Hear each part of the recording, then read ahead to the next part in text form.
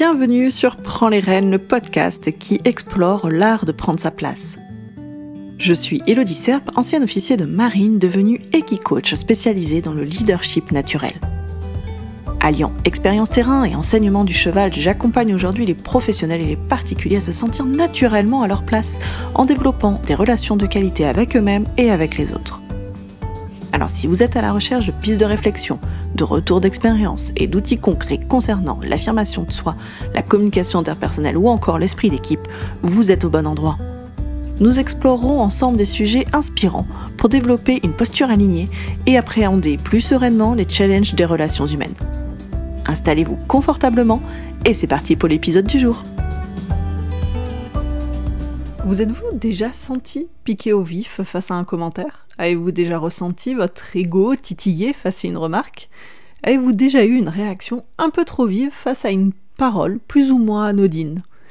Et si, au-delà de cette sensation d'attaque personnelle, c'était un indicateur précieux ?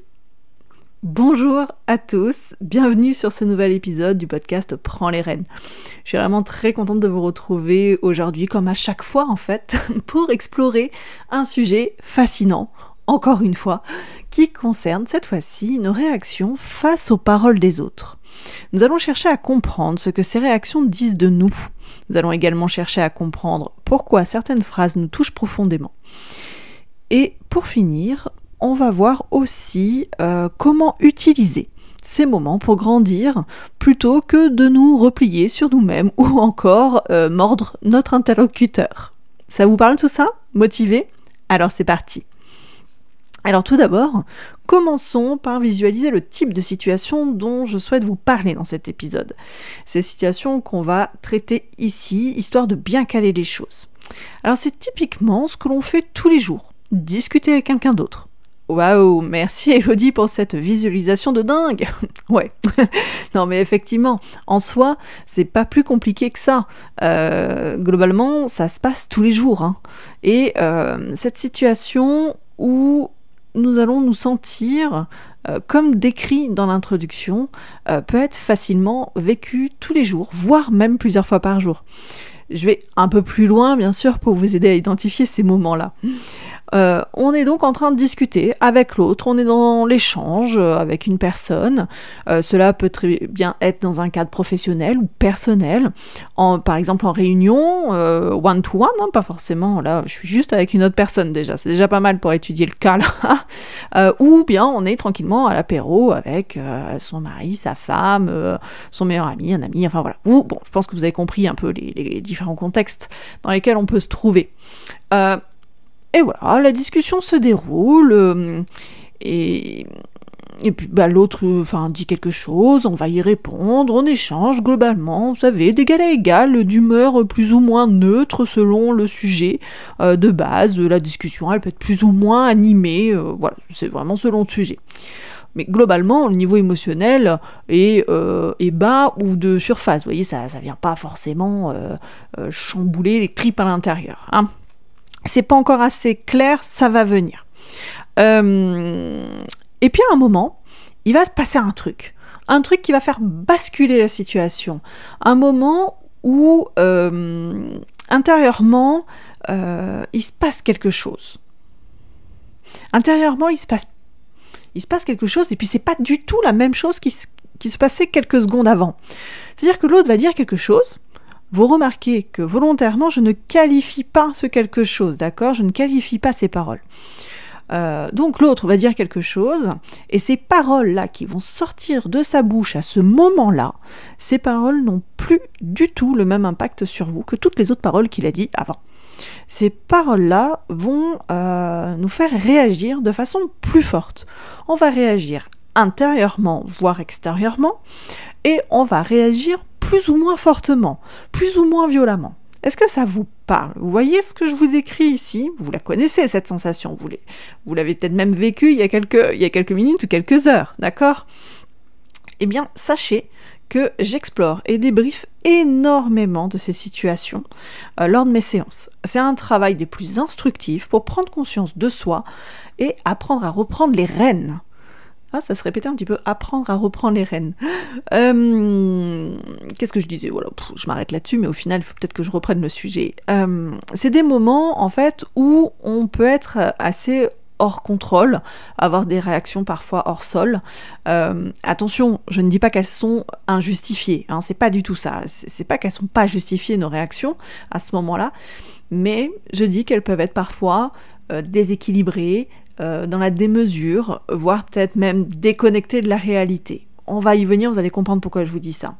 Et malheureusement, parfois, pour pas dire souvent, hein, on va essayer de pas trop généraliser, mais c'est ce genre d'échange là, quand ça vrille en fait comme ça intérieurement, c'est rarement constructif.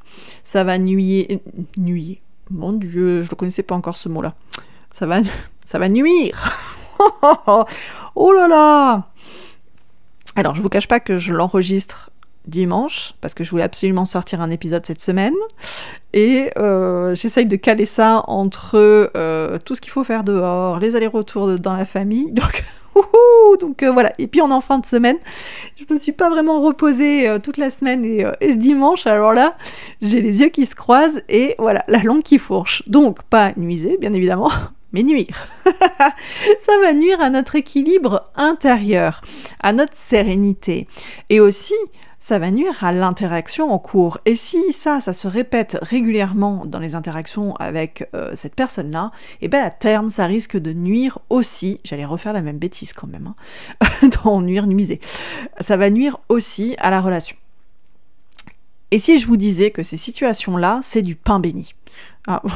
Vous me répondrez probablement que j'ai craqué, hein, justement, en lien avec le fait qu'on soit dimanche soir, que j'ai dû passer peut-être un petit peu trop de temps avec mes chevaux, et donc maintenant je suis déconnectée de l'espèce humaine. Non, pas du tout. Je vous assure que c'est du pain béni. C'est une base de travail sur nous-mêmes qui est extrêmement riche pour développer par la suite cette posture assurée et agile que j'aide, c'est sur ça que j'aide mes clients en fait, hein, je vous aide à incarner cette posture au quotidien le plus naturellement possible, autant dans votre vie pro, perso, ça dépend de votre problématique du moment, et là où il y a besoin de la recaler. Donc ces moments-là, c'est vraiment des sources incroyable de compréhension de soi, et tout ça au service de notre maîtrise de soi. C'est un merveilleux terreau pour booster notre leadership. Et je vous explique de suite pourquoi et comment.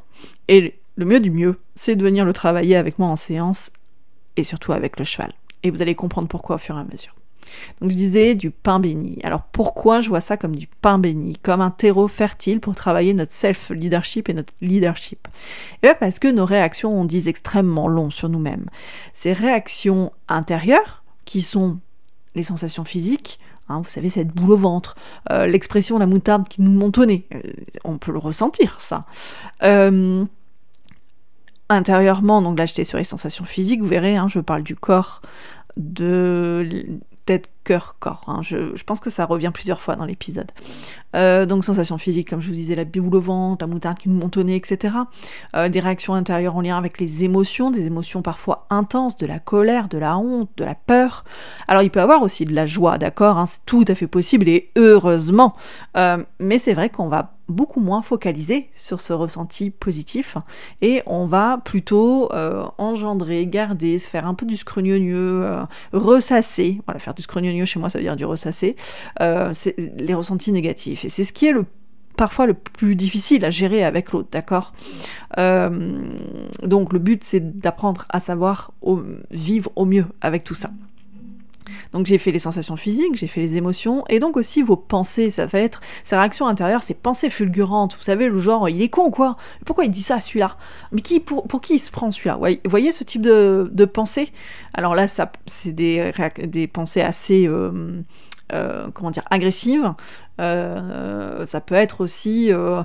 pourquoi il dit ça, celui-là? En mode... ah là là, j'ai fait une erreur, vous voyez? Donc... ces réactions intérieures, mais aussi ces réactions extérieures. Dans les réactions extérieures, vous avez votre non-verbal. Vous savez, votre posture, elle se renferme. Ou votre posture, elle devient défensive. Ou encore agressive. Vous avez, tout à l'heure on disait la moutarde qui monte au nez parce que ça se voit pas et c'est à l'intérieur. Mais dans le non-verbal qui se voit, ça peut être le rouge aux joues. Dans les réactions extérieures, encore dans le paraverbal. Le ton monte un peu plus haut, hein, prenez quelques octaves au-dessus. La respiration peut se faire plus forte, le début de parole peut s'accélérer. Un autre volet de la réaction extérieure, et bien sûr c'est le verbal, la réponse que l'on va faire, peut-être avec justification, peut-être avec attaque, peut-être avec des mots parfois durs. Voilà, alors je vous le résume comme ça vous le fait, réaction intérieure, hein, tête, cœur, corps, et extérieure, non-verbal, paraverbal, verbal. Voilà, hein. Donc ces réactions intérieures et extérieures en disent long sur nous. Et ça en dit long, pardon, j'espère que je vais pas continuer à bafouiller comme ça tout le long de l'épisode, ça en dit long sur nous si on veut bien aller voir ce que ça dit. Parce que parfois la situation se passe et puis on passe à autre chose après. C'est dommage. Parce que c'est vraiment, comme je disais, du pain béni. Ici, on se pose 2 questions, toutes bêtes, mais que si on prend le temps d'y réfléchir, ça nous donne énormément d'informations sur nous-mêmes. Et donc, on va pouvoir travailler sur cette posture qu'on veut avoir pour gagner en sérénité et prendre sereinement notre place dans nos relations. Ces 2 questions sont, j'ai fait un sacré teasing là, les 2 questions sont quoi ? Pourquoi je réagis ainsi ? Pourquoi je réagis tout court, déjà ? Pourquoi je réagis ? Et comment je réagis. D'accord ? Alors pourquoi je réagis ? Chercher à répondre à cette question nous aide à mieux comprendre notre monde intérieur. Quelle parole de l'autre m'a fait réagir ? Qu'est-ce que cela vient toucher en moi ? C'est une manière d'accéder à notre carte intérieure, c'est-à-dire à nos valeurs, nos besoins, nos croyances, nos doutes, nos craintes, ce qui est important pour nous, ce qui est éventuellement encore fragile pour nous. On peut aussi ressentir cette fameuse expression quand on vit ça, remuer le couteau dans la plaie. Qu'est-ce que ça veut dire ? Ça veut dire que ça vient pointer du doigt, et vous ne me voyez pas, mais je fais le geste, et comme si le doigt venait appuyer sur un bleu des fois, vous voyez ? Hein, c'est un peu ça le geste que je suis en train de faire. Ça vient donc pointer du doigt ce qui mérite votre attention. Ça mérite notre attention, pourquoi ? Peut-être pour défendre ce qui est important, peut-être pour travailler un point sensible, peut-être que ça met en lumière une croyance à explorer, pour pouvoir avancer vers plus de sérénité, vers plus de solidité intérieure. Le but, toujours le même, conserver cette posture assurée et agile. Alors là, je vais faire des déçus peut-être, parce que ne croyez pas que cette posture incarnée, elle reste à vie. Une fois que vous l'avez incarnée, une fois que vous vous êtes senti autant assuré qu'agile, parce qu'il y a des moments où on en est clairement conscient, ouais, en fait, il faut être clair, c'est un travail de tous les instants. On n'est pas, une fois qu'on sait ce que c'est cette posture, il y a des moments où on n'est plus assuré parce que peut-être on est en train de monter en niveau. On développe une nouvelle compétence, c'est nouveau. Donc être assuré à ce moment-là, c'est peut-être plus compliqué. Et l'agilité, selon les situations, c'est compliqué. Typiquement celle-ci. Donc comme je dis, c'est un travail de tous les instants. C'est bien notre agilité qui va nous permettre aussi de nous réassurer. Donc c'est toute la logique ici aussi. Hop, on réagit, on n'est plus trop assuré parce que peut-être que c'est venu toucher un point un peu sensible chez nous, mais c'est notre agilité qui va faire qu'on va pouvoir s'en sortir et qu'on va pouvoir s'en sortir grandi. Donc, pour vous donner un petit exemple, ça va peut-être vous parler. L'autre vous fait un commentaire sur votre leadership. Un commentaire que vous, à ce moment-là, quand vous l'entendez, hop, bim, vous sortez de vos gonds. Mais pourquoi ? Peut-être que vous doutez encore un peu de votre légitimité. Ce n'est qu'un exemple comme ça, je dis pas que c'est le cas, etc. Attention, c'est pour essayer d'imager un peu la chose, vous permettre de visualiser, de comprendre par l'exemple. Vous savez que j'aime travailler aussi de façon très concrète, c'est pour ça que je travaille aussi avec le cheval, que je travaille avec le QI, le diagnostic de quotient. J'arrivais plus, j'allais vous le dire en anglais, alors moi et mes accents, c'est pas trop le truc, mais c'est le diagnostic du quotient émotionnel. Mais en fait, ça va beaucoup plus loin parce qu'on va aller identifier toutes vos compétences en lien avec l'intelligence émotionnelle, l'intelligence relationnelle, l'intelligence situationnelle, et c'est hyper concret, et voilà. Donc c'est pour ça aussi que dans ces épisodes, je vous donne des exemples, j'essaye d'illustrer au maximum, parce que j'aime quand c'est concret, et je trouve qu'il n'y a rien de plus pertinent et de plus pertinent et j'ai efficace, c'était pas exactement ce mot-là, mais efficace pour avancer. Ok, alors je reviens un petit peu à mon sujet, où j'en étais, parce que j'ai un script, parce que sinon, vous voyez, je pars et après je sais plus où j'en suis. Donc voilà, je viens vous donner l'exemple. Finalement, dans tout ça, de quoi je vous parle aussi à travers ça, très concrètement, ça parle de votre relation à vous-même. C'est-à-dire que ça vient titiller, ça vient réveiller, ça vient piquer ce qui vient faire ça, c'est ce que vous avez entendu, c'est ce qui émane de l'autre, d'accord? Donc encore une fois, c'est bien votre perception de ce qui a été dit qui fait que ça vient pointer du doigt ce qui mérite votre attention. Alors j'en profite pour faire un disclaimer, vous voyez, là ça va, l'accent est pas trop dégueu, donc disclaimer qui va peut-être faire grincer des dents, ok? Il concerne l'effet miroir. L'effet miroir dont je parle régulièrement et dont vous en avez sûrement entendu parler aussi sur les réseaux sociaux, qui est en lien avec les chevaux. Pas de souci là-dessus, parce que la plupart du temps c'est assez bien expliqué. Alors j'estime que je l'explique, on va dire, assez bien. Si c'est pas le cas, n'hésitez surtout pas à me le dire, et comme ça je peux reprendre aussi cette notion-là. L'effet miroir avec le cheval s'explique dans le sens où le cheval répond à ce qu'il perçoit de nous à travers des signaux plus ou moins faibles, d'accord, et des signaux qu'on émet, volontairement ou pas, quand on est en interaction avec lui. Donc le fait qu'ils réagissent de façon neutre et sans jugement, mais aussi sans complaisance, fait de lui ce miroir grossissant et non déformant, comme dit Guillaume Antoine, un des pères de l'équicoaching. J'aime bien aussi utiliser l'expression effet miroir pour expliquer que ce qu'on projette sur lui n'est que notre propre perception. Il est donc le reflet de ce qui se passe en nous, encore une fois au niveau de notre mental, de nos pensées, de notre cœur, donc nos émotions, ou de notre corps, nos ressentis physiques et actions. Et là, vous pouvez commencer à faire le parallèle que je fais depuis le début avec l'interaction avec l'autre humain. Et donc tout le sujet là qu'on traite aujourd'hui. Je vous donne un autre exemple justement pour vous parler de cette notion de projection. Le cheval, en pleine séance, en déki-coaching avec un client, ça arrive régulièrement, le cheval bâille. Ok. Et là, ce client-là me dit « Oh là là, mais je l'ennuie tellement !» Donc le client, à ce moment-là, a associé le bâillement à l'ennui du cheval. Alors, que ce soit réel ou pas, et là c'est mon rôle d'équicoach d'expliquer la réalité de la situation au client, mais avant d'expliquer la réalité de la situation, je vais aller explorer l'association que le client a fait de lui-même. Ok ? Pourquoi il pense être ennuyant pour le cheval ? Et dans la vie de tous les jours, est-ce qu'il pense être ennuyant pour les autres ? Et petit à petit, on va explorer cette piste-là. Et on va mettre peut-être à jour des schémas de pensée, des schémas émotionnels et comportementaux qui sont aidants ou pas. Et donc, ça va ouvrir la voie à la connaissance de soi, la compréhension de soi, et donc à la conscience de soi. Et tout ça pour faire quoi ? Eh bien, pour évoluer vers cette posture toujours plus juste et plus équilibrée dans nos relations. Ok ? Donc voilà le parallèle avec l'humain face à vous, qui vient de dire quelque chose et qui vous pique au vif. Et hop, pouf, porte d'accès à votre monde intérieur. Donc je reviens quand même sur le disclaimer parce que en fait je vous explique tout ça, mais au final j'ai pas expliqué pourquoi l'effet miroir, j'avais quelque chose quand même à dire et peut-être remettre un petit peu l'église au milieu du village là-dedans.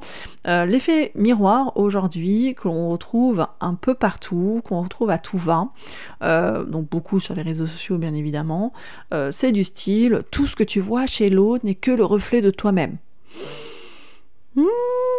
Bah oui mais non en fait, moi ça me pose problème cette façon de voir et j'en ai discuté avec des collègues, j'ai entendu d'autres coachs et qui coachent et psy aussi en parler, c'est-à-dire que si l'autre a, ton humble avis, a un comportement de gros con, excusez-moi les termes, mais dans une situation donnée, ça veut pas dire qu'il reflète de toi que tu as ce comportement-là. Vous voyez un petit peu, c'est en gros tu t'identifies à ce que fait l'autre. Non.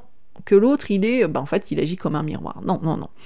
Comme toujours, ce type de phrase et de principe, ces principes à tout fait, utilisés à tort et à travers, peuvent faire plus de mal que de bien. D'accord ? Donc, j'aimerais bien, moi, la corriger, si vous voulez, plutôt comme ça. Ce que réveille l'autre en toi est une porte d'accès à ton monde intérieur. Et donc, ça fait, bien sûr, écho à tout ce que j'ai dit depuis le début. Ok ? Donc la première question, c'est pourquoi je réagis, et la deuxième, c'est comment je réagis. Et là, chercher à répondre à cette question-là nous aide à mieux comprendre nos schémas de comportement, et surtout prendre conscience de ces derniers. La prise de conscience est vraiment la clé pour passer de la réaction à l'action. C'est la maîtrise de l'impulsivité, c'est finalement donc agir, j'allais dire réagir, mais il faut que je sois quand même cohérente dans ce que je dis, donc agir avec, ou réagir, mais vous allez voir la suite de ma phrase, réagir avec une posture équilibrée, saine et constructive. En fait, il est important de pouvoir revoir le cheminement qui nous a mené à cette réaction, d'accord ? Il ne faut pas s'auto-flageller, on arrête, nul besoin de s'auto-flageller, mais c'est juste observer, analyser, et c'est marrant, juste avant d'enregistrer l'épisode, je faisais un petit tour sur LinkedIn, et j'ai vu passer quelqu'un qui partageait sa lecture sur le débriefing à chaud qu'on fait dans les armées. Et voilà, et donc ça me fait un peu penser à ça, c'est-à-dire qu'à chaque action, à chaque manip, on débriefe tous à chaud de ce qui vient de se passer, pourquoi, clac, clac, clac, clac. Donc je dis pas qu'il faut débriefer à chaud avec l'autre, c'est pas l'idée là maintenant de suite, mais c'est de débriefer à chaud, ou bon, à froid si vous le faites un peu plus tard, sur ce qui s'est passé.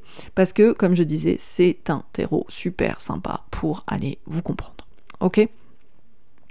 Tout ça pour se comprendre, apprendre et donc s'améliorer, cheminer peu à peu vers cette posture assurée et agile. Et c'est aussi là que je vous mène quand on fait des séances individuelles d'Eki-coaching, ou même, c'est là aussi où je vous mène quand on fait en équipe dans des team building. Voilà, l'Eki-coaching, c'est vraiment une expérience apprenante par excellence, et si jamais vous voulez en savoir plus, voilà, on peut en discuter avec grand plaisir. Et j'avais envie de vous permettre d'aller un peu plus loin en vous partageant un protocole tout simple, tout simple. C'est sûr que moi, celui-là, il me paraît simple parce que je l'utilise depuis des années aujourd'hui. Mais c'est vrai que quand je le donne et que je le fais expérimenter à mes clients, ça marche bien. Et ça va vous permettre de commencer le travail en autonomie. C'est un déroulé avec des petites questions pour vous aider à travailler donc seul sur vous-même et prendre du recul et donc avancer vers votre leadership naturel. Alors, quand vous vivez cette situation-là, si vous n'arrivez pas à le faire pendant la situation, donc la situation dont je vous disais, l'autre vous dit quelque chose et hop, bim, ça vient réveiller quelque chose en vous, ça vient toucher, ça vient titiller. Soit vous arrivez à le faire là, en live, soit, bon, bah tant pis, vous avez réagi, vous êtes renfermé, vous avez agressé, enfin bon, n'importe la situation. Bon, bah hop, petit débriefing avec vous-même, le plus rapidement possible pour pouvoir avoir tous les éléments en tête, ok ? Donc première étape, identifier ce qui se passe en vous. Effectivement, si vous ne prenez pas conscience de ce qui se joue, bah, vous ne pouvez pas vous rendre compte que c'est venu vous titiller et que c'est venu vous toucher. Donc ça paraît bateau, mais c'est souvent comme ça que, bim, c'est venu nous toucher, bim, on réagit, et en fait, on n'a même pas eu le temps vraiment de prendre conscience qu'il se jouait quelque chose. Donc ça, c'est pareil, ça s'exerce, ça se travaille en séance, c'est top pour pouvoir l'exercer dans un cadre bienveillant, sécurisant. Donc 1, j'identifie ce qui se passe en moi. 2, j'identifie la source extérieure. 3, j'identifie la source intérieure. Et 4, j'agis en conscience. Donc je vais quand même détailler. Est-ce que j'ai un petit 5 ? Je sais plus. Ouais, bah le 5, c'est je prends le temps de retravailler cette information-là. Alors je sais pas si vous allez entendre, mais les enfants sont rentrés, donc ça fait un petit peu de bruit. Donc j'ai dit 1, on identifie ce qui se passe en nous, on prend conscience qu'on a été touché. 2, identifier la source extérieure, c'est-à-dire que quelle parole est venue nous titiller exactement. Et ce qui est bien, c'est de ne pas s'arrêter aux mots, c'est en plus de la parole, quelle attitude était associée. Pourquoi, vous allez le comprendre après. 3, j'identifie la source intérieure, c'est-à-dire que, ok, j'ai été touché, mais qu'est-ce qui a été touché en moi ? Qu'est-ce qui est venu là qu'est-ce qui a été titillé ? Qu'est-ce qui a été piqué un peu au vif ? Ok ? On en a parlé tout à l'heure pour quelques exemples. Et 4, j'agis en conscience. C'est-à-dire que d'abord, je vais essayer de comprendre réellement l'intentionnalité de l'autre. C'est pour ça que je vous parlais de la parole, ok, et de voir aussi l'attitude. Il n'y a pas que le verbal, il y a le non-verbal, le paraverbal. C'est-à-dire que ce n'est pas parce que vous êtes touché que c'était réellement l'intention de l'autre. Il peut provoquer involontairement ou volontairement. Et il peut dire cette phrase avec de bonnes ou mauvaises intentions. Ça, soit vous connaissez très bien votre interlocuteur, ça se passe bien, etc. Et même quand on le connaît bien, c'est pas mal d'aller comprendre. Donc, l'autre n'a pas forcément des idées mal intentionnées. Moi j'aime beaucoup travailler avec l'analyse transactionnelle. Alors, je regarde le temps, ça fait déjà 24 minutes, je vais pas trop détailler parce que sinon je fais un épisode d'1 heure. Donc on va en rester là.